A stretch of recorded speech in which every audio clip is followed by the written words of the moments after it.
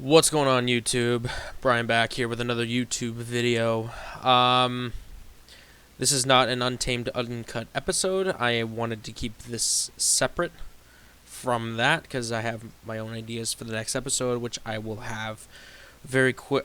Just to get it over with really quickly, I will have that either tomorrow or Thursday. If I don't have a lot of time, if I don't have much to do tomorrow, I will record it tomorrow and I will post that out as soon as I can.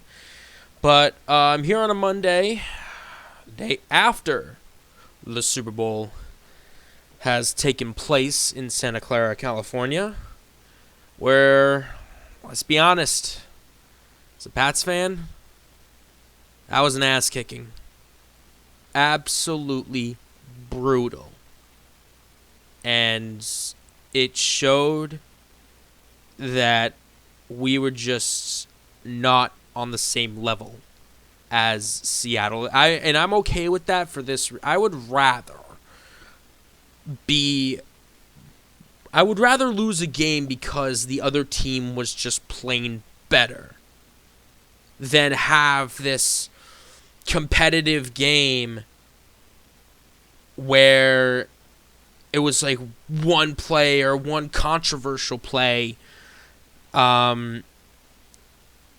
just turned the tide in the game. Now, granted, there were a couple calls in that game, or non-calls in the game, that definitely didn't go our way, but at the end of the day, that did not make a difference, and it wasn't going to make a difference in this game.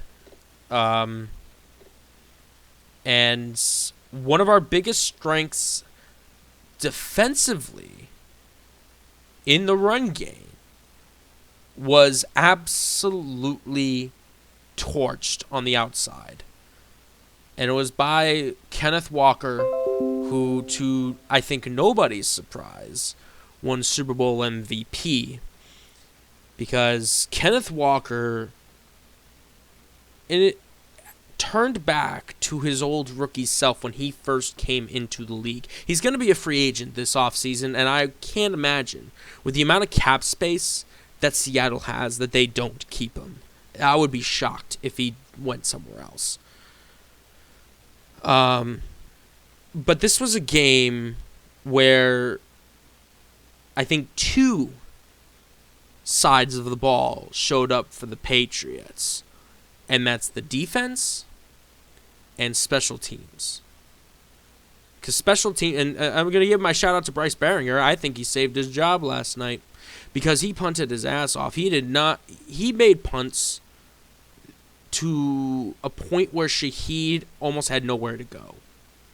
And he did not become a factor in this game. And this is why I'm bringing my second point as to why I think a positive out of this beatdown from the Patriots is that the defense, I think, just proved, forget the box score, the defense of the Patriots proved that they are a championship-level defense. And Christian Gonzalez, who I believe should get an extension from the Patriots, if you don't lock him up, what are you doing there? Christian Gonzalez, I think, just proved that he is, without a doubt, the best cornerback in the game. Arguably one of the best defensive backs in all of football, if not the best defensive back in all of football. And that includes safeties. Because no matter who he was manned up on, whether it was JSN, Rashid Shaheed, Cooper Kupp, it seemed like they wanted to stay away from him. And when they targeted him, when they targeted Gonzo, he locked it down.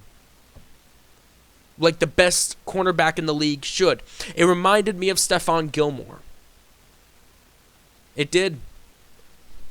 And he was that good last night in what was a game of very few bright spots for the Patriots. And now we get to the point where we address the elephant in the room, the offensive line of the New England Patriots, specifically the left side of that line.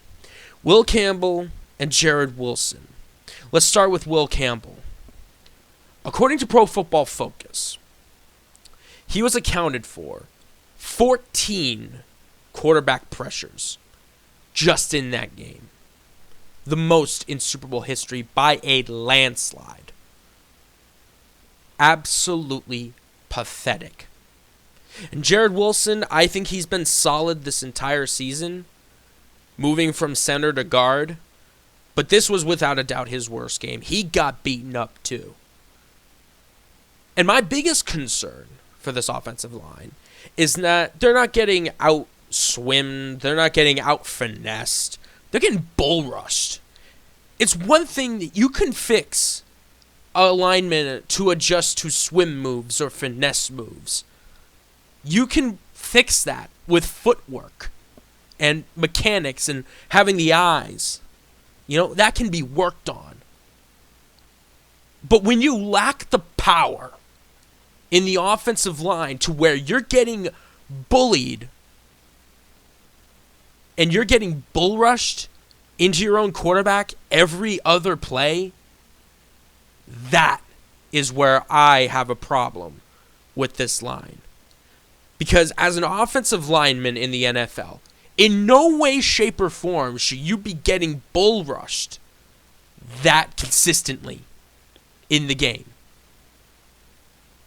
You could see maybe a tight end going up against a defensive tackle, or maybe a fullback trying to get an extra block in on a defensive tackle that just splits between the gaps between the center and the guard.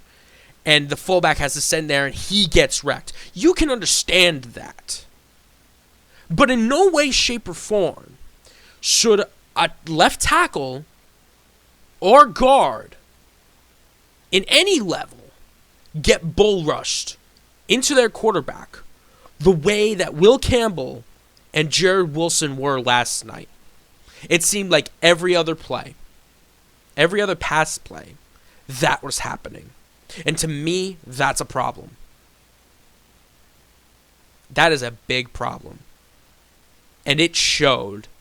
And I'll also be honest, Drake May did not do himself any favors either.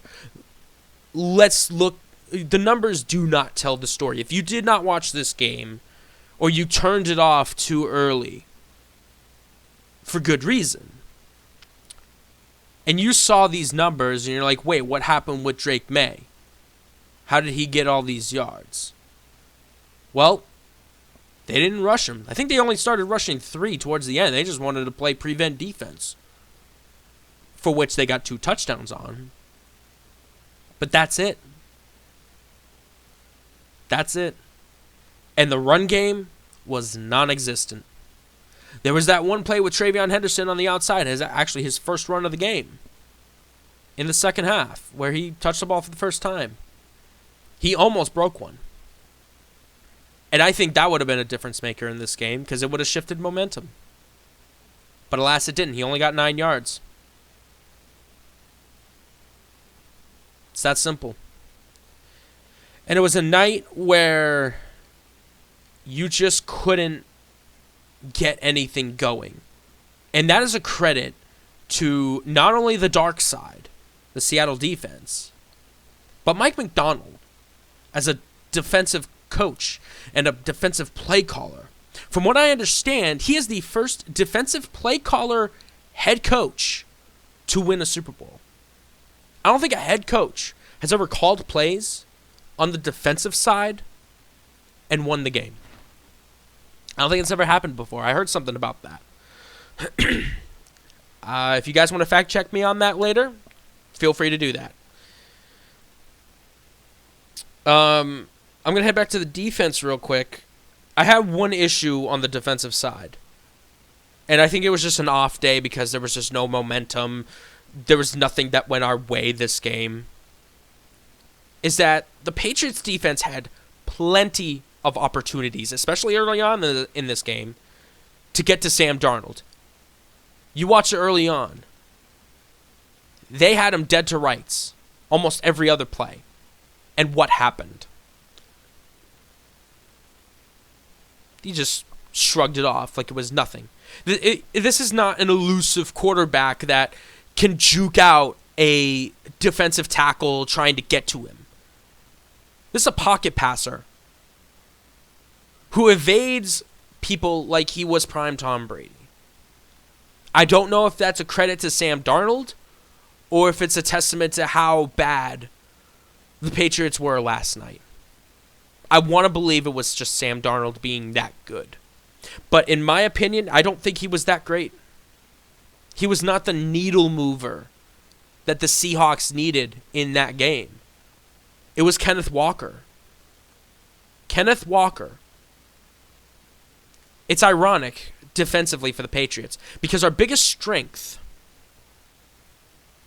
all season long was our run defense. That ended up becoming the thing that tore us apart on the defensive side of the ball.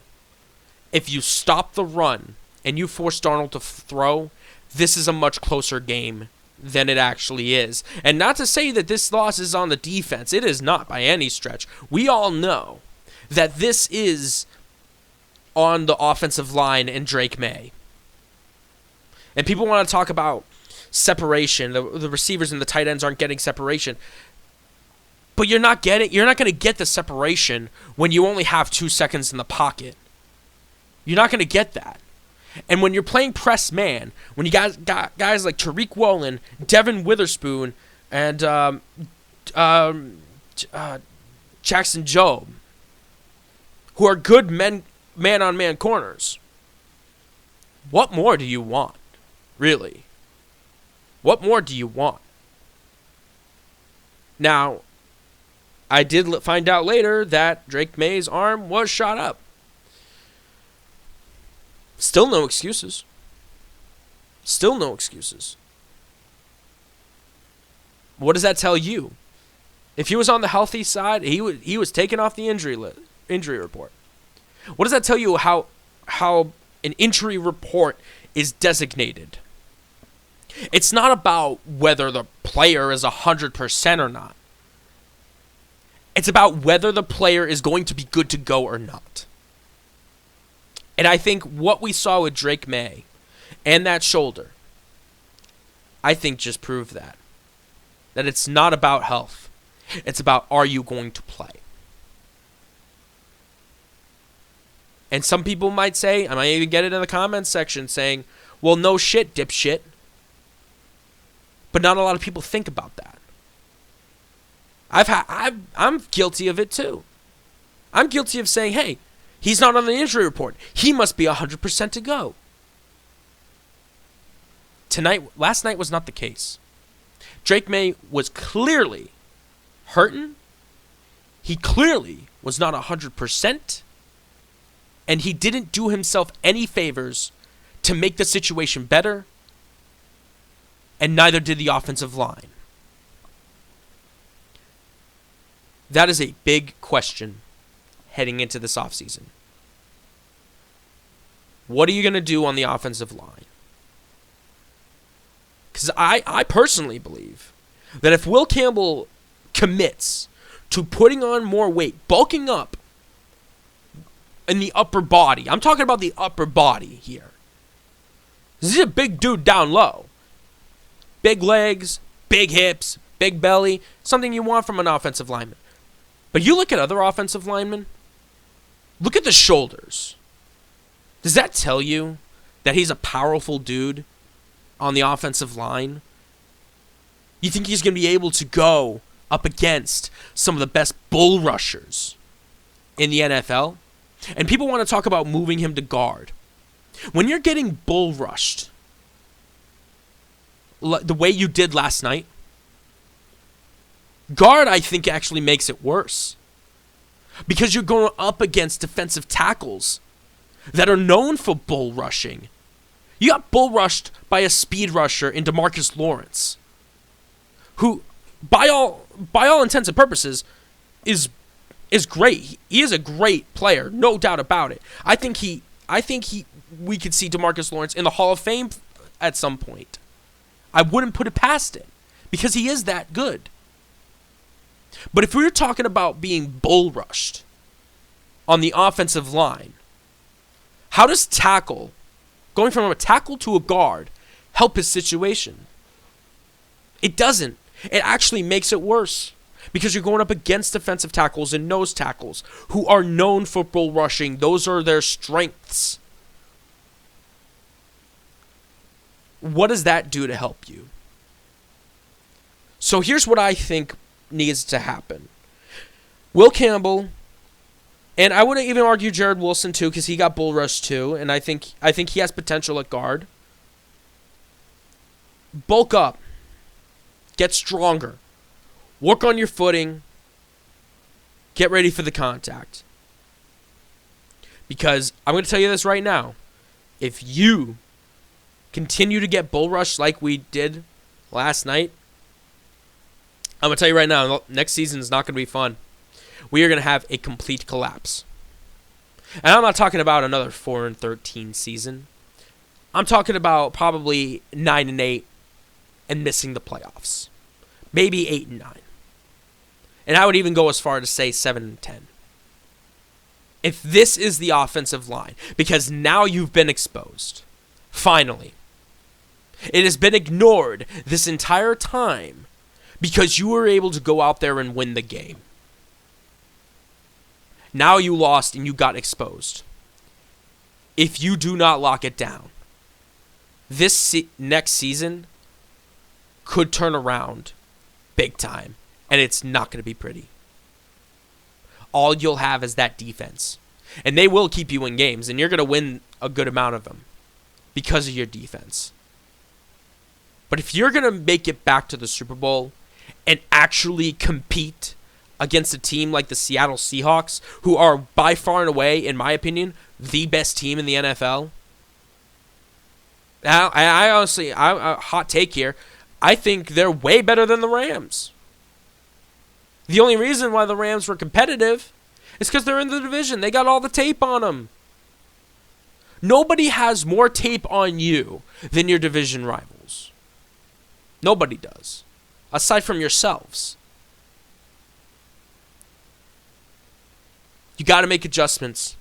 Off-season workout is going to be very, very important for those two men in Campbell and Wilson. Because if they do not fix what went wrong for them, it's going to be another brutal season. Because it has been ignored the entire year that Drake May has taken a lot of sacks this season. If I did my math correctly, so let's actually look at Drake May's stats here real quick.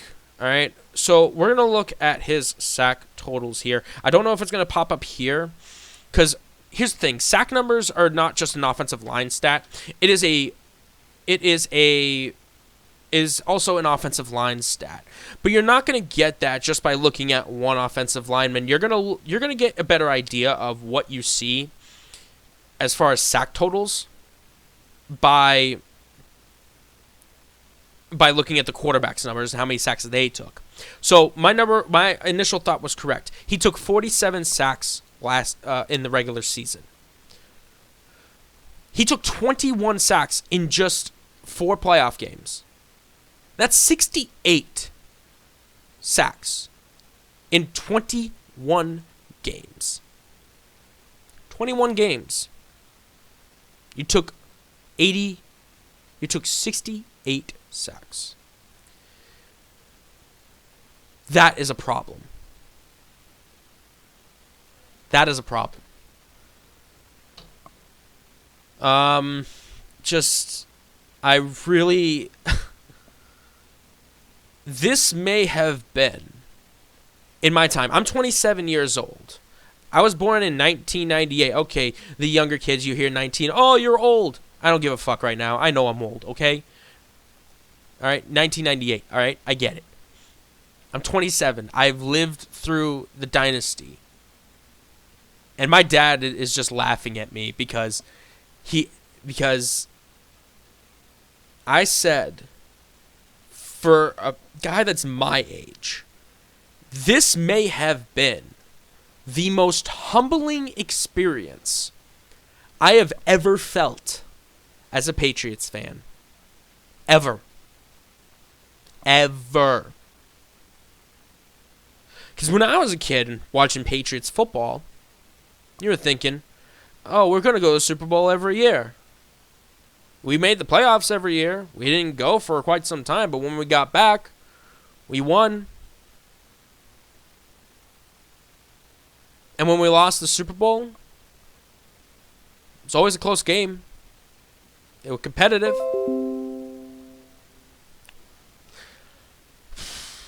But this one was not. This felt like an 85. I wouldn't say 85, actually. I think that one was actually even worse. I think that was more closer to like the 1996 Patriots team that got throttled by Green Bay and Brett Favre.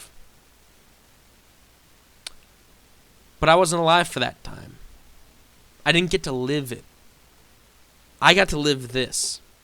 And what I lived last night was one of the most brutal and humbling Super Bowls I have ever watched as a fan of the Patriots. So what do we need to do next offseason, for this offseason? I'm going to go into deeper depth in my next video when we do Untamed and Uncut episode 3. I'm going to go through every team and what they need to do throughout the playoffs, who's a free agent, who do we think they're going to tag, all that. What do I think the Patriots need to do? Well, first of all, give Will Campbell and Jared Wilson work. Have them bulk the fuck up. Get yourself a pass rusher, preferably Max Crosby, because you can pull that off. You can. You have the capital to make it happen. It's just based on two things. Are you willing to do it? And are the Raiders even interested in doing it? Are you going to put up a good enough of a package to get him? And offensively, you got to get healthy. Drake May, I think his shoulder will be fine by the time the season starts. But I think defensively, what do you got to work on? Actually taking down the quarterback. Because we did a good job of it the entire season, or majority of it. But, at the same time, you kind of sucked at getting to the quarterback. I wouldn't say getting to the quarterback, but getting him down. Those are two separate things. You were not really good at that last night. That was about the only thing defensively that they did not do well in. So, at the end of the day, I think we have a chance to prove ourselves. Once again. Because ever since Houston, the feeling for me at least is we have a lot to prove in this game. I felt the same way. I felt that way about Houston. I felt that way about Denver. And I felt that way about Seattle. And with the schedule next season, I will definitely have a lot of that thought going on into every one of those games next season. Because there is a lot that we have to prove. Going up against the 6th toughest strength of schedule and facing 9 teams. Having 9 games where the team made the playoffs. Including Buffalo, which we faced twice, of course. A lot needs to be fixed if you're going to get back to where you were last season. A lot. And I think they are going to be able to do it. And they are going to be... It's just, are the players going to put in the work to get this team back to where they were? Are they going to do it? We'll just have to wait and see when the regular season begins 7 months from now. That's all I got for you guys today. I hope you guys enjoyed this Super Bowl review. Either tomorrow or Thursday, we're going to get into off-season predictions. We're going to look at free agents. We're going to look at potential tags. Now that the coaching cycle the coaching carousel has been filled, except for the Browns' defensive coordinator position, for which I think Zach Kerr could be a candidate for that. And what each team should look forward to and what they should do heading into next season. Thank you guys for watching. I'll see you guys next time. Go Pats.